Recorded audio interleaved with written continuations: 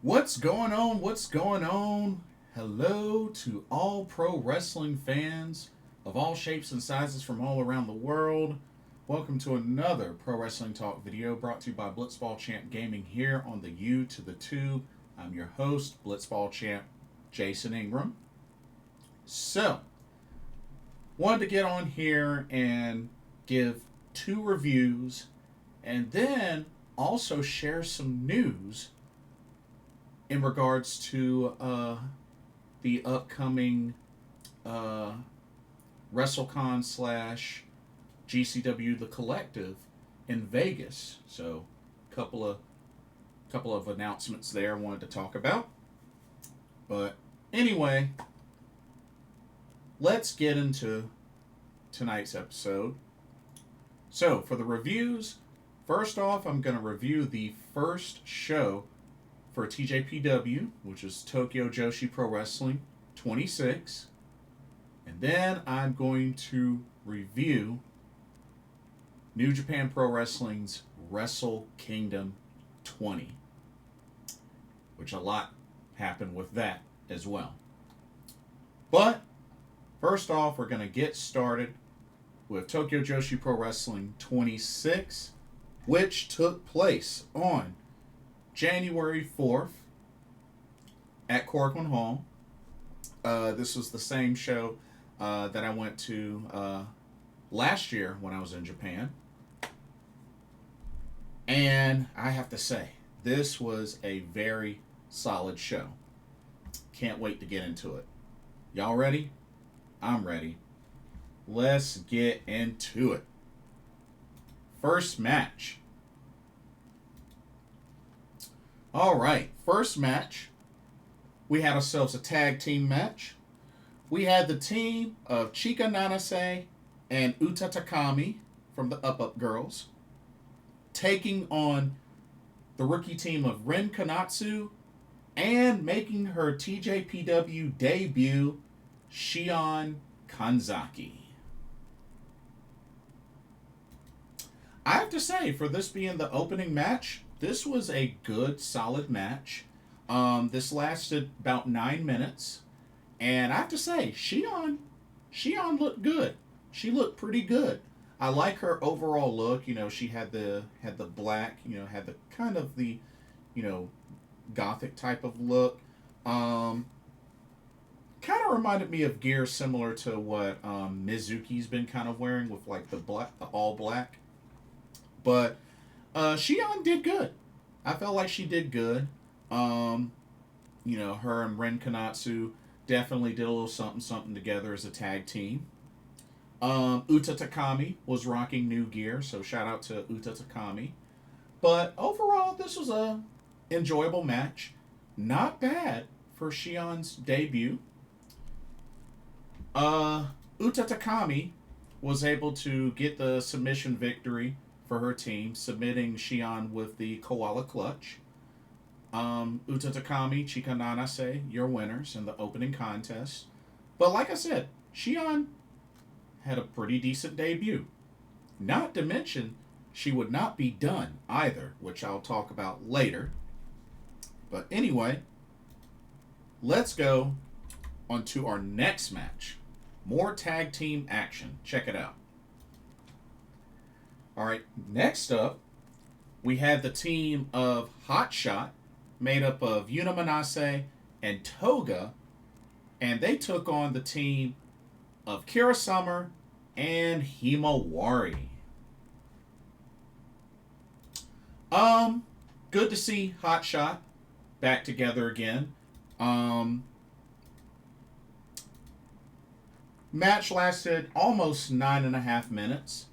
And, I thought it was alright. Nothing too crazy. But definitely really good chemistry with Yuna Manase and Toga as Hot Shot. Himawari did a little something. I like Himawari. But yeah, it was a pretty decent match. Just nothing too crazy or anything like that. But Toga would pick up the victory for her team, pinning Kira Summer after hitting her with a rock bottom. Yeah. So, Hot Shot, your winners, Yuna, Manase, and Toga, in this tag team match. But yeah, not too bad. Alrighty, let's go to the next match. And this was the first championship match on the card. Check it out. Alrighty, we had a fatal four-way for the Ironman Heavymetalweight Championship. You had the champion Mahiro Kiryu defending against Aja Kong, the White Dragon Rika Tatsumi, and Shino Suzuki from the Up Up Girls. Match was pretty entertaining, I will say that.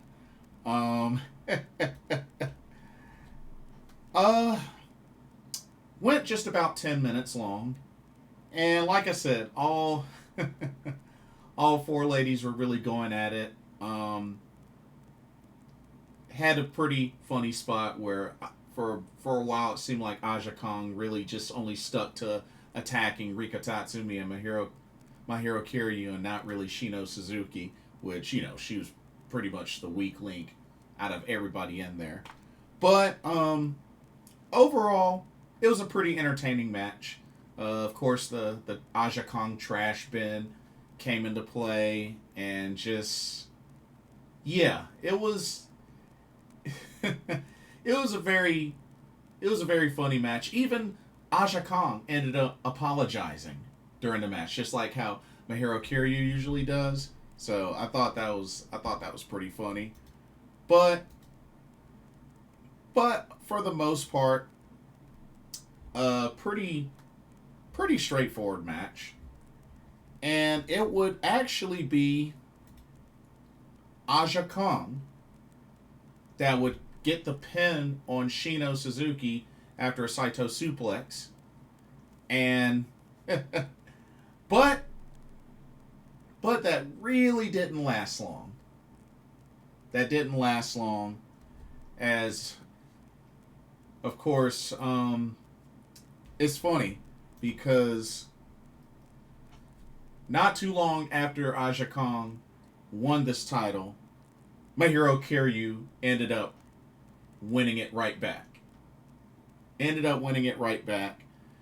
And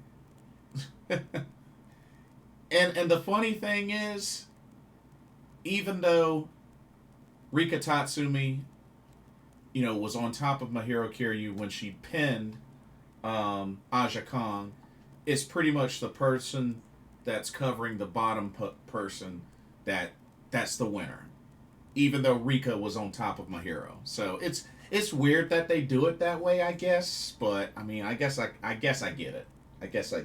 But yeah. So just like that, Mahiro Kiryu won the title back.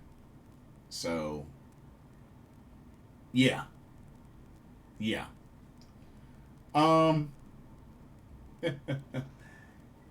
Anyway, let's move on to our next match, if you really want to call it a match. Oh, this is about to get really weird. So, we had a match between the big kaiju Shoko Nakajima and Hyper Misao, as usual.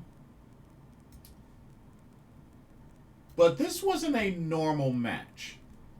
This was actually a TJPW UMA Princess Cup horse race match. Yeah. So it was really weird. So both ladies had to pick from three different horses. And the idea, I mean, it was pretty much treated like betting on a horse race. And shout out to Andy Z of the Tokyo Joshi Pod. He kind of explained this. because this is the year of the horse, according to the Chinese calendar or whatnot. This is the year of the horse. So this was, I guess, part of the theme of this was that they treated this like a horse race. And pretty much there were 3 TJPW wrestlers that were to be the horses. So you had Ren Konatsu, you had Shion Kanzaki, so Shion actually came out for this, and you had Uta Takami. Those were your horses. Those were your horses. And the whole idea was Shoko and Hyper Misao had to pick a horse to bet on. And if I remember correctly, Shoko picked Uta Takami and Hyper Misao picked Shion. Yeah. Or no. Yes, I believe that was how it was. Correct me if I'm wrong. But the whole idea was that the horses were to run around Korakuen Hall for 3 laps. Like run around, get into the ring, and then get back out, run around. That would be a lap, pretty much. But Shoko and Hyper Misao were allowed to interfere. They were allowed to interfere. And that's pretty much what this came down to. And there was so much shenanigans that happened. We even saw the Hypermobile into play. We even saw the freaking Hypermobile get driven and knocking down Mahiro Kiryu to the point where the Hypermobile was covering Mahiro for the 1, 2, 3, and the Hypermobile was temporarily the Ironman Heavymetalweight champion. Eventually, later on, Mahiro Kiryu would later on pin the Hypermobile to get the title back. But there were a lot of shenanigans. I mean, Hyper Misao used the freeze spray. Shoot. It was funny because I believe Shoko Nakajima and they got tied up in the ring skirt. And Uta Takami was pretty much down and out and was, moving pretty slowly on the final lap. Mahiro Kiryu and Ren Konatsu's legs were tied together, so they pretty much had to kind of like do the leg tie race the rest of the way. But what was so funny about this whole thing, even with it lasting 13 minutes 52 seconds,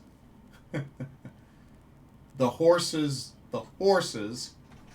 that Shoko Nakajima and Hyper Misao bet on, which are Uta Takami and Shion Kanzaki, didn't end up winning.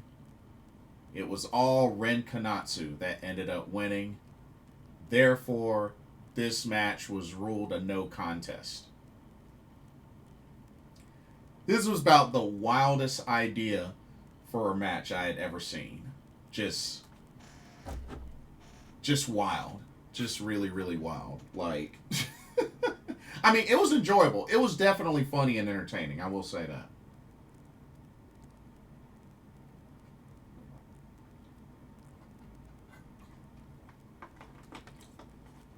That's one thing I will say. It was very entertaining. Never would have thought of something like that. But yeah, and then after that was all over, Mahiro Kiryu ended up covering the Hypermobile and winning back the Ironman Heavymetalweight Championship. Okay. Man, that was wild. All right, let's go to the next match. Here we go. Next match. Alrighty, we had another tag team match. We had the team of Miyu Yamashita and Kaya Toribami, who are the IPA Japan tag team champions. They took on the team of J-Rod and Mifu Ashida in non-title competition.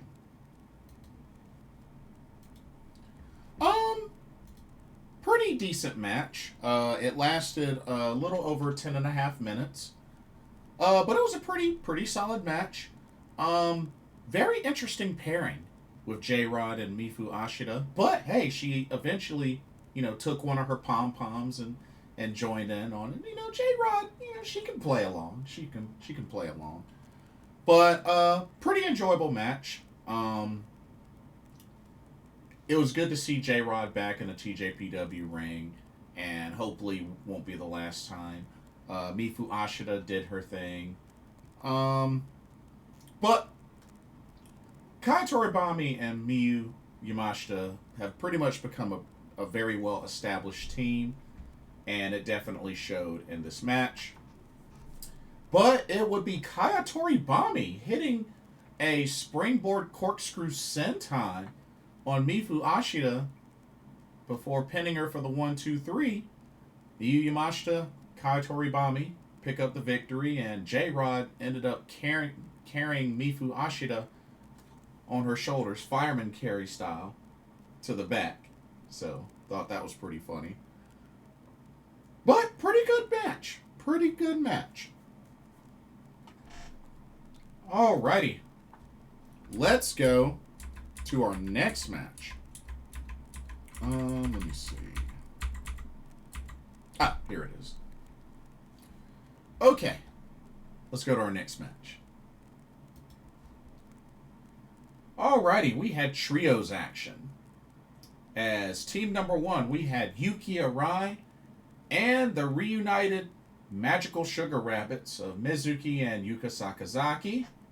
And they took on the trio of Raku, Palm Harajuku, and Max the Impaler.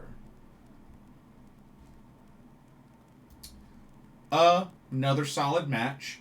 Very enjoyable. This match lasted 10.5 minutes. Of course, you had moments where, Raku was asleep and whatnot. And, it was really good to see the Magical Sugar Rabbits back in the ring together. Them being paired up with Yuki Arai worked out very well for them. You had the comedy spots and whatnot with Palm Harajuku and Raku and Max the Impaler, who's going to be around for a good bit. I think at least a month or two that Max is going to be around. But yeah, overall, it's an entertaining match. But it would be Yuki Arai that would pick up the victory for her team as she pinned Palm Harajuku after hitting a vertical brainbuster, kind of like a stalling suplex. And then, your Yuki Arai and the Magical Sugar Rabbits are your winners. But yeah, not bad. Not bad at all. Okay, now let's get into some more championship matches. But now this is for the main TJPW matches. Or the main TJPW title matches. Alright, first up, we had the International Princess Championship on the line as the champion, Aris Endo, defended against Mirai. That's right, Mirai, returning to TJPW for the show, gets a big title opportunity. Mirai, of course, she's currently signed to Michinoku Pro. This match lasted 12 minutes, 51 seconds, so almost 13 minutes. And I have to say, it was intense. it was intense, especially for Arisa Endo. Quite the challenge for her with Mirai. I mean, Mirai has been pretty successful in Stardom and in Marigold. And I mean, you know, she had a stint in the past with TJPW, so she is a familiar face. And Arisa Endo really looked good in this match and put up one heck of an effort. But Mirai just would not end up being denied. And it took a nasty running lariat from Mirai to Arisu. And then pinned her for the 1-2-3. And just like that, ladies and gentlemen, Mirai is your new International Princess Champion. So she now actually has 2 titles, because she's also, not too long ago, dethroned Azusa Inaba to become the new JTO Girls Champion. So she's got 2 titles now. But after the match, Toga, that's right, Toga comes out and makes the challenge. She wants a shot at the International Princess Championship, and it looks like Mirai accepts. I don't think this title match is going to happen at Grand Princess. I mean, after all, Grand Princess isn't until end of March. It's only January 4th. So they still got a lot of time to get in another, you know, to get in a defense or 2 before March.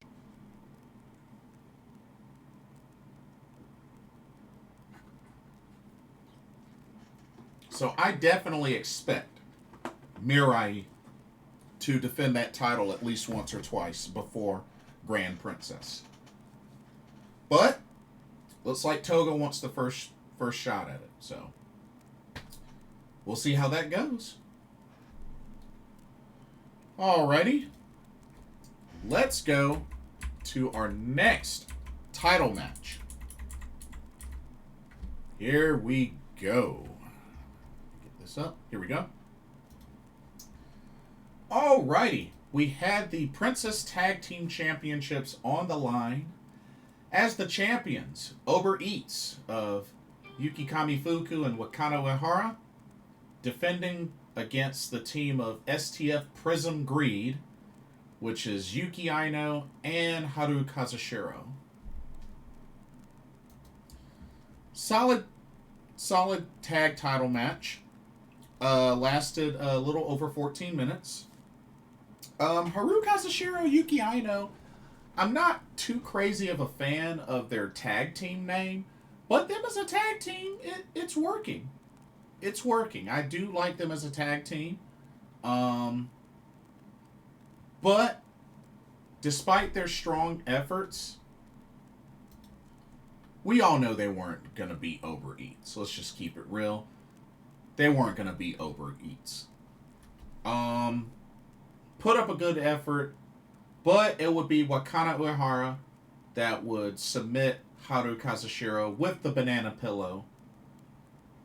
And another successful title defense for Uber Eats. And they retain the Princess Tag Team Championships. As a matter of fact, this is defense number 2 in the books, because their first defense was against the Bumping Gritters. That's Himawari, Shino, Suzuki. So yeah, defense number 2 successfully in the books for Uber Eats. And don't forget, we got the Futariwa Princess Max Heart tournament, tag team tournament coming up soon. They still got 4 teams left to reveal. Once they reveal those 4 teams, I'm gonna do a preview of this tournament and go over all 16 teams. So do keep an eye out for that.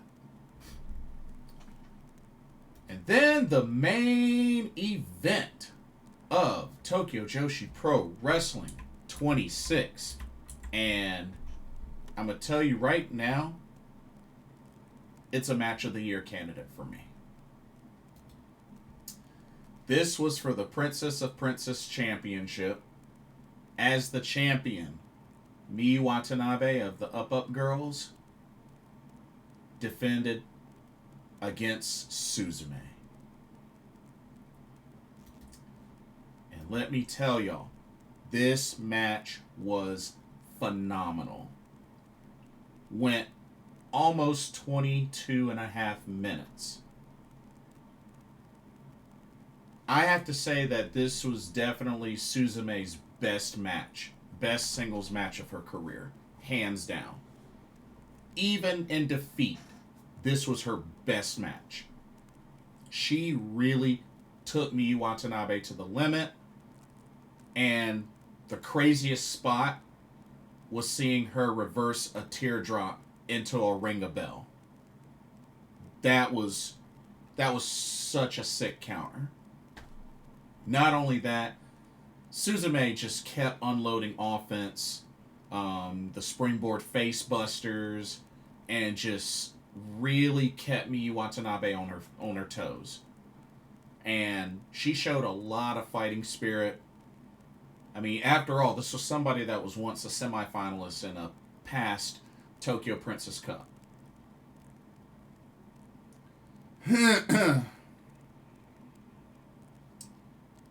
Despite her efforts, though, she came up just a little bit short.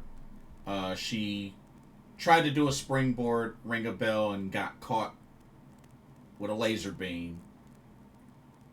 And then all it took was Miyu Watanabe to finish her off with a spinning teardrop. And then pinned her for the 1-2-3. Miyu Watanabe, still your Princess of Princess champion. She shook off the curse from last year because remember, Mizuki dethroned her for that title at last year's Tokyo Joshi Pro-Wrestling 25. So, she was able to stand tall today. And that is defense number 4 in the books for Miyu Watanabe. Now, there's a piece of news because she got on the mic and everything, but like I said, that match of the year candidate, hands down. What a way to open up the new year for TJPW. But here's the thing now. So, got some news. So one of the upcoming TJPW shows will be TJPW's New Year Party 2026, which takes place on January 10th. Now, there's going to be a special match, a number 1 contenders match. Check it out. Okay. This is a special Princess of Princess Championship number 1 contenders match. This is a survival 6-way elimination match. Your competitors: the Pink Striker Miyu Yamashita, the White Dragon Rika Tatsumi, the Big Kaiju Shoko Nakajima, Yuki Arai, the Popping Sugar Rabbit Mizuki, and Max the Impaler. The winner of this match will challenge Miyu Watanabe for the Princess of Princess Championship at Grand Princess 26 on March 29th at the Ryogoku Kokukigan. Now, the interesting thing is you got 4 of these competitors that are former Princess of Princess champions, which are Mizuki, Shoko Nakajima, Rika Tatsumi, Miyu Yamashita. So one of these competitors is going to become the number 1 contender to the Princess of Princess title, and they get their shot at Grand Princess. To be honest, I'm a little disappointed. I'm a little disappointed in this because They are really missing out on an opportunity to have Yuka Sakazaki versus Miyu Watanabe for the Princess of Princess Championship at Grand Princess. Because Yuka Sakazaki is the only pillar of TJPW left that Miyu Watanabe has not beaten. So they really missed an opportunity to do that. But I still believe Grand Princess 26 will be a great show. And I cannot wait until they put the card together for it. But we still got a good while. We still got 2 months. So we got a while. But a great way to open up the new year for TJPW. Good stuff. Okay, now we're going to switch gears from TJPW to New Japan Pro Wrestling. Wrestle Kingdom 20. And this took place January 4th from the Tokyo Dome, a beautiful, beautiful venue. And got a good load of matches. But I would have to say, overall, very enjoyable show. But let's go ahead and let's jump into the review of this one. Alrighty. First match. Okay, we had the Young Lions in action, tag team competition. You have the team of Shoma Kato, Tatsuya Matsumoto versus the team of Katsuya Murashima and Masatora Yasuda.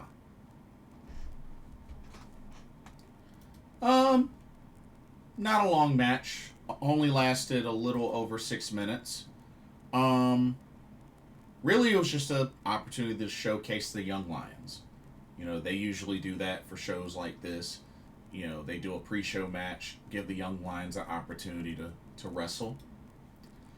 It would be Katsuya Murashima who would get the victory for his team, submitting Tatsuya Matsumoto with a Boston Crab. So your winners were Masatora Yasuda and Katsuya Murashima. Yeah, pretty straightforward. Okay. Let's go on to our next match, which was actually the first title match of the whole entire show. Check this one out. We had the NJPW World Television Championship on the line as the champion, El Phantasmo, defended against DDT's Chris Brooks. Quite a big opportunity for Chris Brooks, that's for sure. I thought it was a good match. I enjoyed it. A good dose of high flying, a good dose of strong style and whatnot. But it was a good back and forth contest. Lasted 11 minutes, 48 seconds. And El Phantasmo was eventually able to get the victory, pinning Chris Brooks after hitting a Thunder Kiss 86. I also have to give him kudos for kicking out of after being hit by a praying mantis bomb from Chris Brooks. So that was impressive. But not only that, you had some of the DDT wrestlers in ringside in the corner for Chris Brooks. And of course, El Phantasmo had Jado in his corner.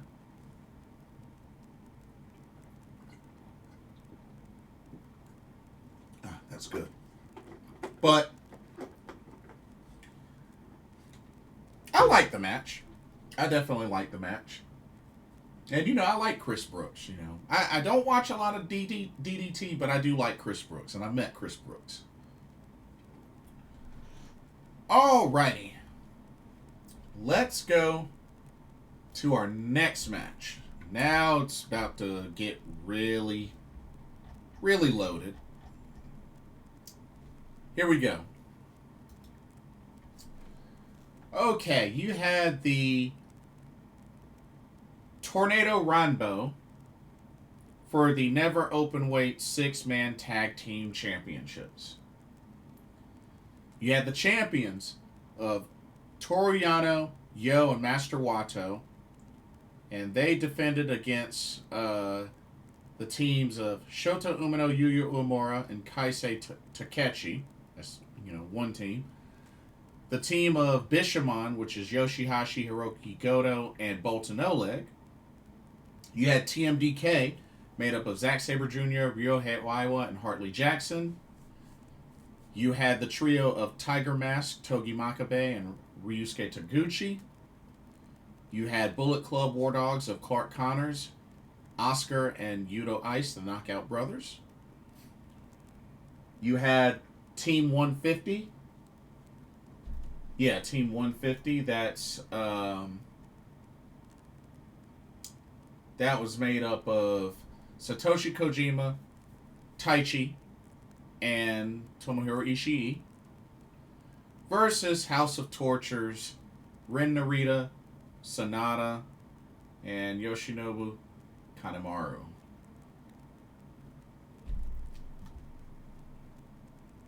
So this match lasted 20 minutes, 43 seconds. Okay, I understand the whole, New Japan Ranbo match and whatnot, but honestly, I just don't think it works well for a 6-man tag style. These type of rumbles, I feel only work best if it's like individuals and not, the individual of a team gets eliminated, the whole team's out, sort of thing. That's just me. But I wasn't really feeling how they did this. I really wasn't. But I'm gonna go over the order of how everything went down. So anyway, Shota Umino, Yuya Uemura, and Kaisei Takechi, and House of Torture. Those were your first two teams. And then Bullet Club War Dogs came in. Then TMDK came in. Then Ryusuke Taguchi, Tiger Mask, Toki Makabe came in. And then we got our first elimination. Ryohei Oiwa eliminated Oscar over the top rope. And then Bishamon and Bolton Oleg enters the fray. And then Team 150 enters. You had another elimination where Bolton Oleg pinned Tiger Mask after a kamikaze. And then the champs entered in last. That's Master Wato, Toru Yano, and Yo. Yuya Uemura and Taichi pretty much eliminated each other over the top turnbuckle. Or over the top rope, I'm sorry. Sanada eliminated Yo over the top rope. Toru Yano eliminates Sanada right after Sanada eliminated Yo because he was on the ring apron and all he did. Toru Yano, despite no longer being in the match, pulled Sanada's foot down. Pretty much that's how he got eliminated. And then Zack Sabre Jr. pinned Bolton Oleg with a European clutch. It came down to Bishamon and Bolton Oleg and TMDK, but with the pin there, TMDK wins the Never Openweight 6-man Tag Team Championships. And that's Zack Sabre Jr., Hartley Jackson, and not Kosei Fujita. What am I talking about?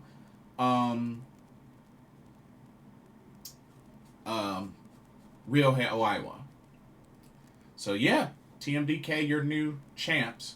But like I said, I wasn't too crazy about the idea of making this a Ranbo. Making this the Rambo. Whereas then you get eliminated, your team's eliminated. So anyway, so that was our first title change. Let's keep it going. Next up, we had the first of two double championship matches, two double title matches. This was for both the IWGP Women's and NJPW Strong Women's Championships. Came down to Shuri, the IWGP Women's Champion, versus Saya Kamitani, the NJPW Strong Women's Champion. I thought this was a good match. They ended up getting more than 12 minutes. It lasted 12 minutes, 9 seconds, so just a little bit. But yeah, I'm glad they at least got more time than, the match from last year. So, there's that. And, the ladies did good. The ladies definitely did good. It really could have gone either way between the Phoenix Queen and Shuri Kondo. But when it was all said and done, Shuri hit the Tsuyu Sakai on Saya Kamitani, pinning her for the 1-2-3. And ladies and gentlemen, Shuri, the leader of God's Eye, makes history holding both the IWGP and NJPW Strong Women's Championships. So congratulations to Shuri Kondo. Like I said, I wasn't really surprised, considering I didn't think Saya was going to win and be holding 3 belts. It wouldn't have made sense. So, congratulations to Shuri. Much deserved, much earned. And a solid match. All right. Now, let's go to our next match. Here we go. So we had the special 10-man tag match where we had team number 1, Hiromu Takahashi, Drilla Maloney, Shingo Takagi, David Finlay, and Gabe, Kid, War, Ready. And they took on the team of United Empire's Hanare, Callum Newman, Andrade El Idolo, Great Khan, and the mystery partner that turned out to be the newest member of United Empire, Jake Lee. That's right. The same Jake Lee that used to be with the Good Looking Guys faction in Pro Wrestling Noah, then joined Bullet Club here in New Japan, suffered the injury, missed a lot of time, and now he's back and he joined United Empire. And he looked like he was on something because he came to the ring looking very confused. So, yeah, I just had to throw that out there. Match lasted a little over 13 minutes, 15 seconds. I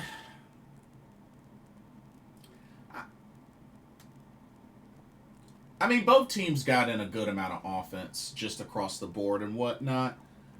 And a very interesting finish as, despite a lot of what was going on outside the ring, Jake Lee was able to take an advantage and take advantage of an opening on Hiromu Takahashi while he was so busy entertaining the camera. He hit him with a big boot, got him back into the ring to the turnbuckle corner, and hit Hiromu with the FBS, and then pinned him for the 1-2-3. United Empire is your winner. Not only that, Francesco Akira revealed himself, who returned as well. Was at the end of the match, but Francesco Akira returned, stands tall with United Empire, and like I said, they welcomed their newest member in Jake Lee. It's weird. It's weird. But we'll see how it goes. We will see how it goes. All right, let's go to the next match. Here we go. So this was definitely the one big negative spot.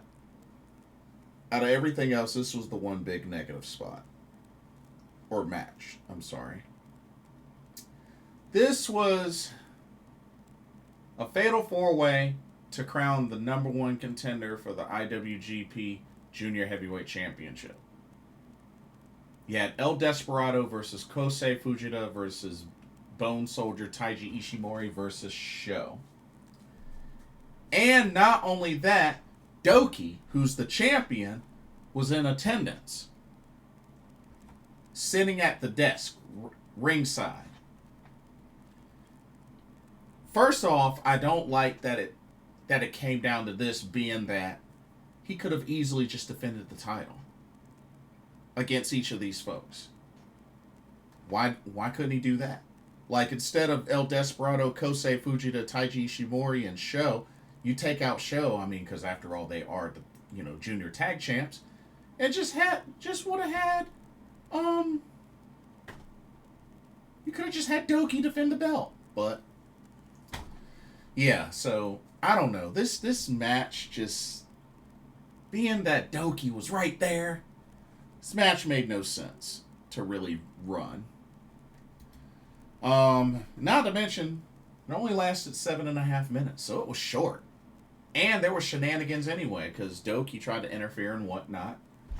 But at the end of the day, it took a Tiger Driver and Pinche Loco combo from El Desperado to Sho, pinned him for the 1-2-3. El Desperado is your new number one contender. So we are going to get him versus Doki, which I am pumped about.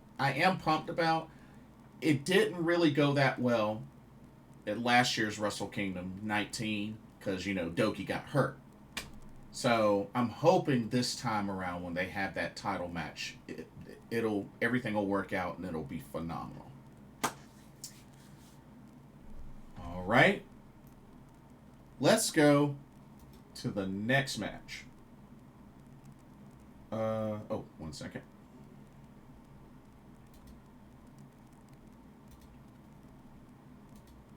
Here we go.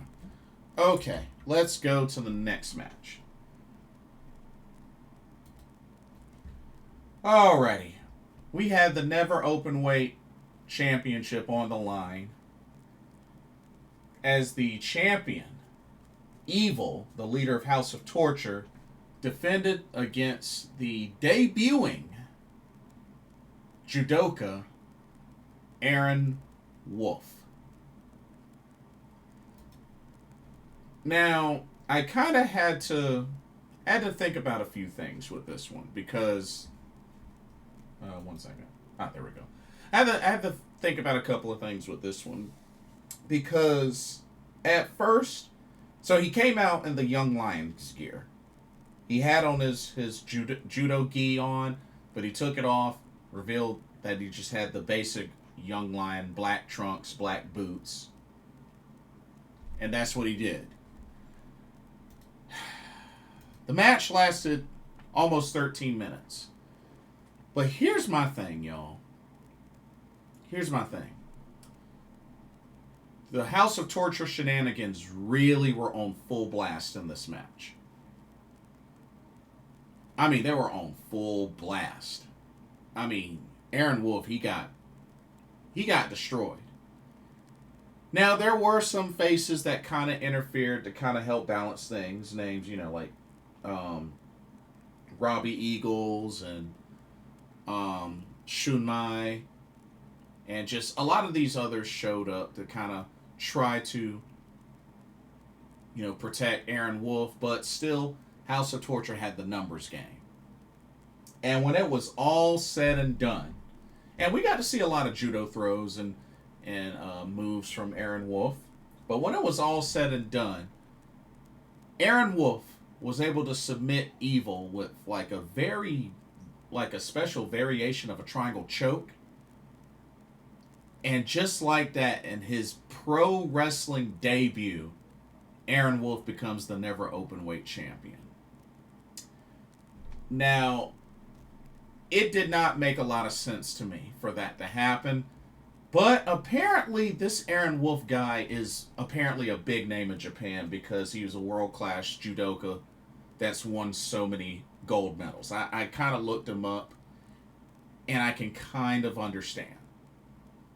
Apparently, this dude is legit a big name in Japan when it comes to judo. But of course, he retired from judo last year and decided to pursue pro wrestling. And here we are, and what a way to start your pro wrestling career, just by winning the never openweight championship. But that also confirms for me that House of Torture is the worst faction in New Japan history. Because with all those numbers, they literally had the strength in numbers, and yet all the shenanigans thrown at them, and Evil still couldn't get the job done. House of Torture, more like House of Suck, or House of Trash. Anyway, let's go to the next match. Whew. Alright, here we go. Alrighty. We had the second double championship match.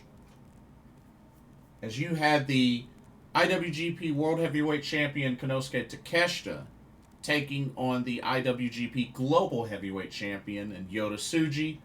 Winner takes all. Match was excellent. Match was definitely excellent. Went 29 minutes, 20 seconds, so almost 30 minutes. It almost went 30 minutes. But Takeshita and Yota Tsuji, oh my goodness, they definitely made it count. They definitely made it count. And just these two really pulled out all the stops. Hard hitting, action packed, also high flying. We got to see them both do some high flying. I mean, honestly, I would love to see a series between these two because they did phenomenal job in the ring. And honestly, I have to nominate it as a match of the year candidate, in all honesty. So, but it would be Yota Tsuji that would prevail, as he was able to hit Takeshita with a Gene Blaster and then locked in a Boston Crab on Takeshita. And it took a while. It took a good while. Takeshita tried to fight it, but couldn't hold on. Ended up tapping out. And ladies and gentlemen, Yota Tsuji not only is still your IWGP Global Heavyweight Champion, but is now your top holder. Now holds the top prize, the IWGP World Heavyweight Championship. So he's a double title holder, double champion. Congratulations to Yota Tsuji with the big victory at Wrestle Kingdom to become a double champion. Afterwards, after the match and after everything, you received his flowers and you received the titles and all that sort of jazz. While he's on the mic speaking, he gets attacked from behind by the newest member of United Empire and Jake Lee. So perhaps Jake Lee may be pushing hard to get a shot at the titles that now Yota Tsuji owns. And word is that they're not going to be unified. That these titles are going to still be defended separately. So, just wanted to throw that in there.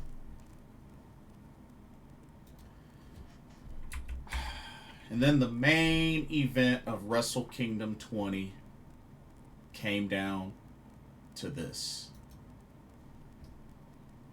This is the special singles match of Mr. Ace President Hiroshi Tanahashi's retirement match. As for the last time he goes one-on-one with the Rainmaker, Kazuchika Okada.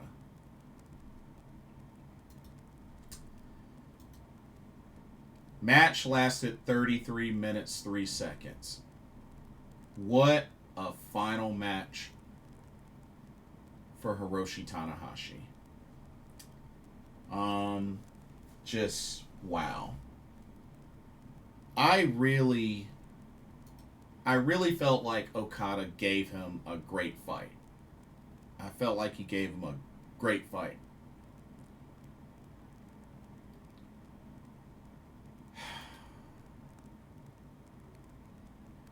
And it's a bummer. It is definitely a bummer that it came down to this. But I can understand. I can definitely understand. But Tanahashi, we got to see Tanahashi do a lot.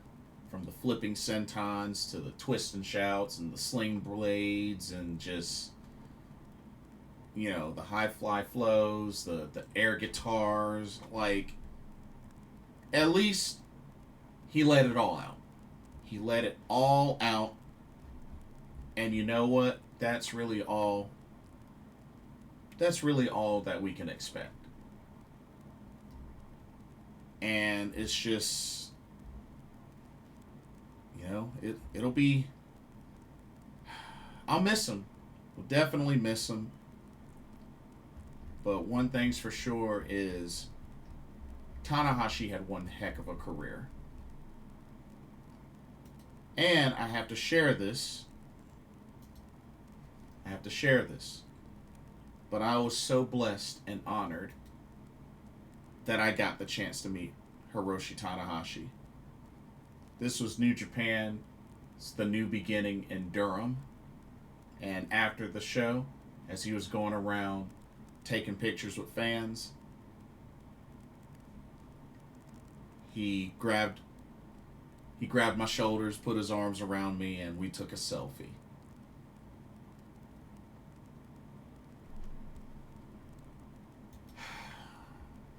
Yeah.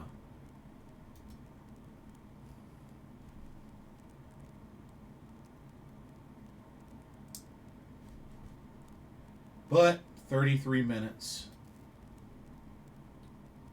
One final Rainmaker to put away the ace. 1, 2, 3. Rainmaker is your winner. And thankfully, he didn't flip the bird or anything, but he did one last Rainmaker pose before hitting one last Rainmaker on Tanahashi. And therefore ends the career of Mr. Ace President Hiroshi Tanahashi. And then afterwards was the presentation where many well-known names came down and gave him flowers or gave him a gift. Names like Kenny Omega, Kota Ibushi, Switchblade Jay White, Keiji Muto, Tatsumi Fujinami, Katsuyori Shibata.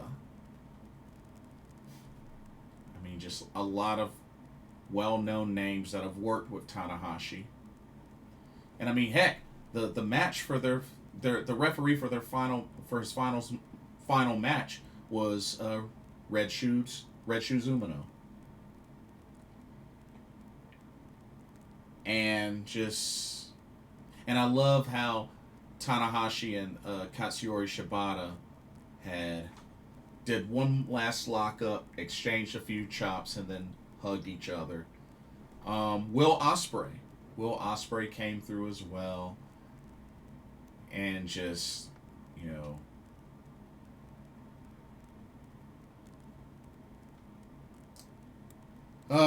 that was tough to watch. That was really tough to watch.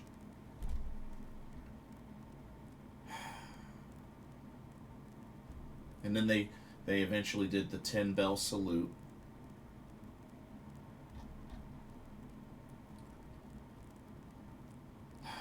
"49-year-old Hiroshi Tanahashi." And of course, got on the little platform, went around, waved, did one last air guitar concert, and then he bid farewell. 49-year-old Hiroshi Tanahashi puts the end to a 26-year pro wrestling career.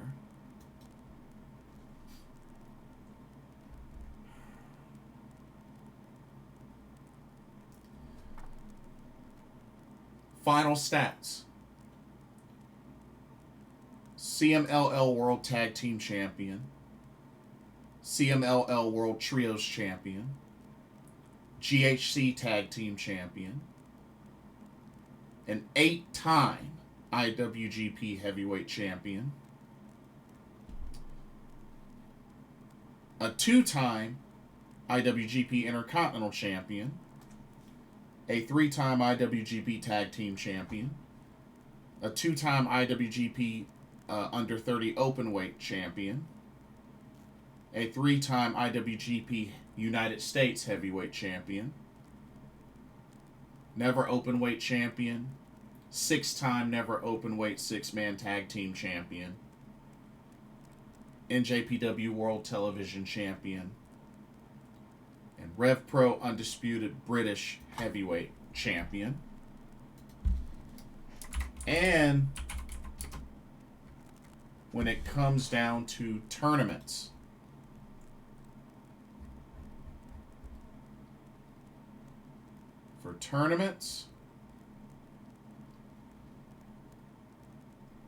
he has won 3 G1 climaxes.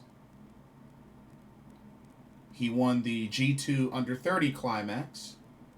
He's a 2-time New Japan Cup winner.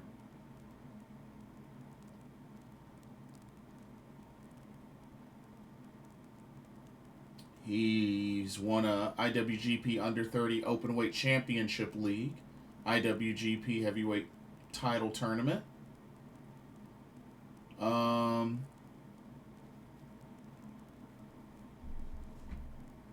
He was the second ever New Japan Pro Wrestling Grand Slam champion, the 4th ever New Japan Pro Wrestling Triple Crown champion.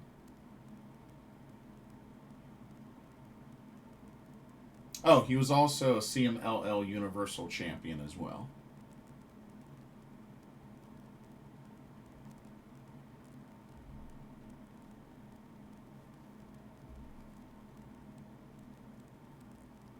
He is a Tokyo Sports MVP award winner for four times. But yeah, what a career for Hiroshi Tanahashi. And like I said, I am so honored that I got a chance to meet him when he came to North Carolina.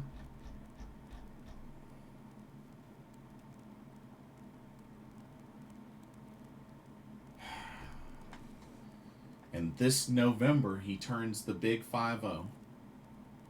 But you know what? I hope he enjoys his retirement.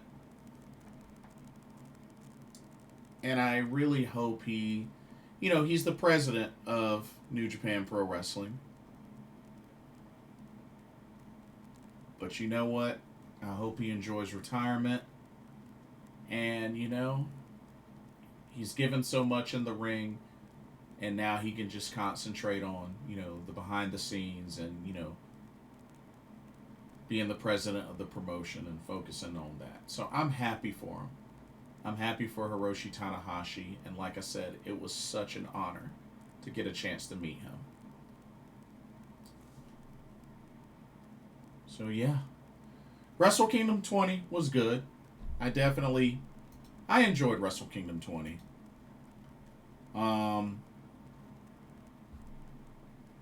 Good stuff. But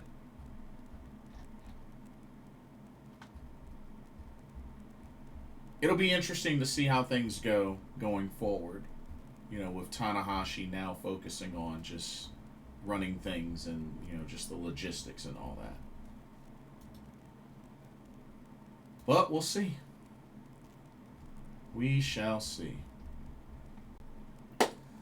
Now, wanted to talk about a couple of things. There were a couple of announcements that were made that was pretty shocking. One big announcement that I wanted to mention in regards to New Japan Pro-Wrestling. So, one of the things that was mentioned... pardon me. One of the things that was mentioned...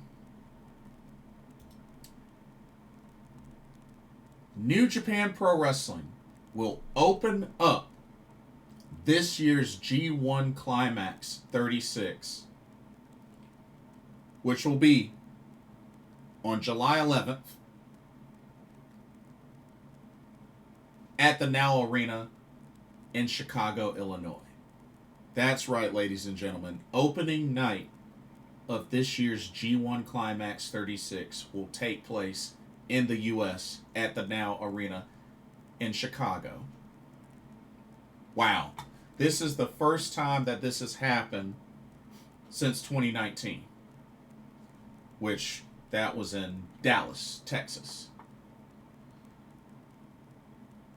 So, pretty big move there. Pretty big move. So that's really, man, the fans in Chicago are blessed.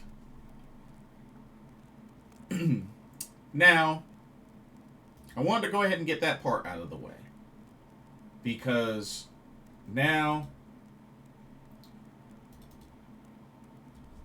Vegas, Las Vegas in April, Mania Week, which I will be there. And one of the main things that was announced a while back was that GCW The Collective and WrestleCon will be partnering up to bring forth their events WrestleMania week.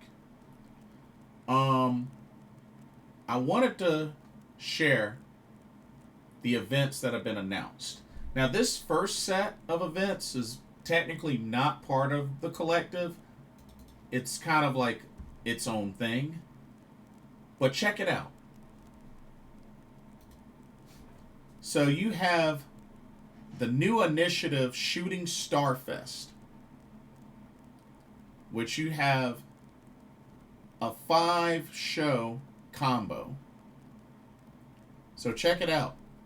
On Thursday, April 16th, you're going to have New Texas Pro Wrestling, St. Louis's Anarchy, and West Coast Pro Wrestling. And then on Friday, April 17th, you're going to have Action Wrestling and Pride Style. So yeah, that's pretty much their own little mini collective. Kind of sort of similar to what like West Coast Pro, Prestige, Deadlock Pro Wrestling did last year. Very similar. And then they had Marvelous, they had a Stardom show, and they had Pro Wrestling Revolution, like stuff like that. So they got this. I thought about the West Coast Pro show, but I think it's going to overlap with one of the other events. But here are some other events that you have. Now these next events I'm going to share are officially part of the collective.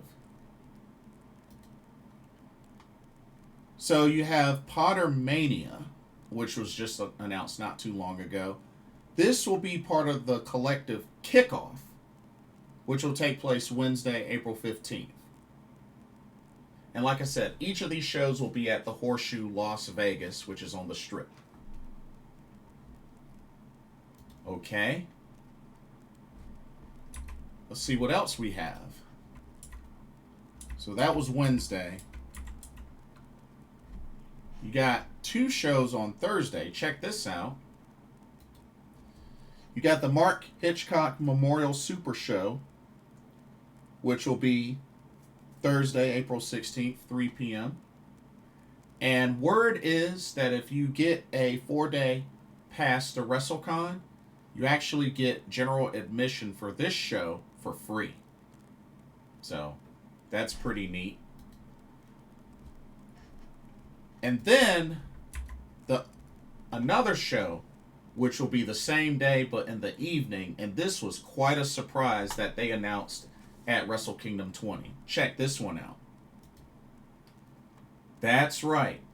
El Desperado's Death Vegas Invitational was announced and has been made officially part of the collective. And that will happen Thursday, April 16th at 8 p.m. So that's actually pretty exciting. Really, really exciting. Let's see.